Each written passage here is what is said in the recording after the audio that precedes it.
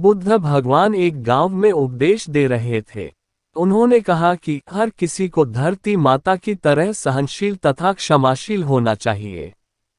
क्रोध ऐसी आग है जिसमें क्रोध करने वाला दूसरों को जलाएगा तथा खुद भी जल जाएगा।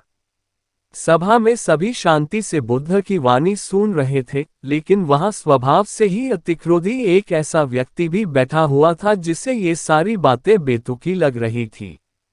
वह कुछ देर ये सब सुनता रहा, फिर अचानक ही आग बबूला होकर बोलने लगा, तुम पाखंडी हो।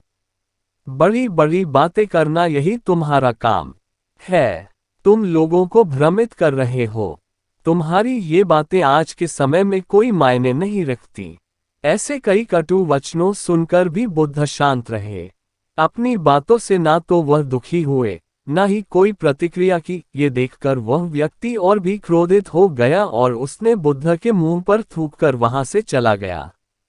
अगले दिन जब उस व्यक्ति का क्रोध शांत हुआ तो उसे अपने बुरे व्यवहार के कारण पछतावे की आग में जलने लगा और वह उन्हें ढूंढते हुए उसी स्थान पर पहुंचा, पर बुद्ध कहाँ मिलते। वह तो अपने शिष्यों के साथ पास वाले एक अन्य गांव निकल चुके थे।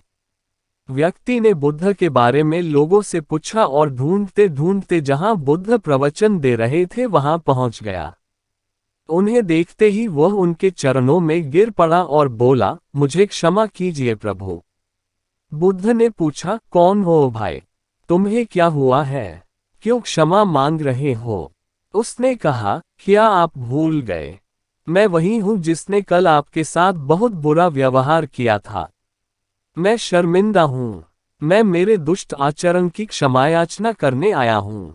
भगवान बुद्ध ने प्रेमपूर्वक कहा, बीता हुआ कल तो मैं वही छोड़कर आया गया और तुम अभी भी वही अटके हुए हो। तुम्हें अपनी गलती का आभास हो गया, तुमने पश्चाताप कर लिया, तुम निर्मल हो चुके हो, अब तुम आज में प्रवेश करो। बुरी बातें तथा बुरी घटनाएं याद करते रहने से वर्तमान और भविष्य दोनों बिगड़ते जाते हैं। बीते हुए कल के कारण आज को मत बिगाड़ो। उस व्यक्ति का सारा बोझ उतर गया। उसने भगवान बुद्ध के चरणों में पड़कर क्रोध त्याग का तथा क्षमाशीलता का संकल्प लिया। बुद्ध ने उसके मस्तिष्क पर आशीष का हाथ रखा। उस दिन से उसमें परिवर्तन आ गया और उसके जीवन में सत्य, प्रेम व करुणा की धारा बहने लगी। मित्रों, बहुत बार हम भूत में की गई किसी गलती के बारे में सोचकर बार बार दुखी होते और खुद को कोसते हैं। हमें ऐसा कभी नहीं करना चाहिए।